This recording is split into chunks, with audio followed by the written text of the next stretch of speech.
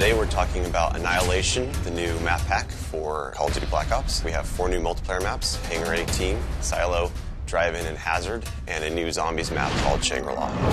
Hangar 18 is based in the highly controversial Area 51, and it has a lot of Easter eggs that play up to the conspiracy theory aspect. Hangar 18 is a medium-sized map. It has a pretty classic multiplayer gameplay structure. All the paths lead through and around the hangar. It kind of caters for all game types. You've got your close quarters going through the hangar. You've also got some sniper points as well. Strategically, you want to hold down the hangar. You can work with your teammates to really control the 4 main flow points, then you're going to dominate the map. Silo is based on a Russian underground nuclear missile silo construction site. It's probably one of the largest maps in the entire game. Silo favors players who take their time because there's a lot of flank routes and a lot of interconnecting paths.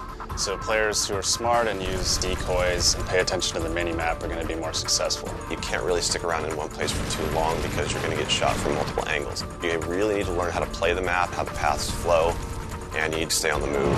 Nuketown was a really hugely successful and popular map with Black Ops, and we wanted to do another map in the DLC that kind of emulates that style of gameplay. Drive-In's a fairly small map, but it does have a variation of battles. You've got the wide open area in the middle, the actual Drive-In itself, but then you do have close quarter battles down the side.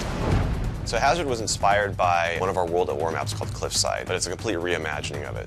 We've actually turned it into a golf course. It's a great level. Hazard is probably one of the only maps in the game that focuses almost exclusively on long-distance engagements, and the long-range snipers and LMG gunners and assault rifle guys are going to have an advantage. You're definitely going to want to avoid the fairway if you're not a sniper and stick to the edges of the map where there's some more intense choke points and medium-range engagements.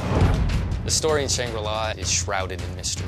I love to leave it up to the fans to derive their own ideas from it and also discover the facts that we put in there. I hope they really get the sense that we've taken this to just a whole nother level with the new weapons, the new environment, the new ways of getting around the map and things like that. There's a lot of holding areas, escape hatches, and things that let you get out at the last minute, which is a contrast to Call of the Dead, where it was a very wide open map. This is a much tighter map. Don't hold out too long. If things look like they're getting rough, get out of there.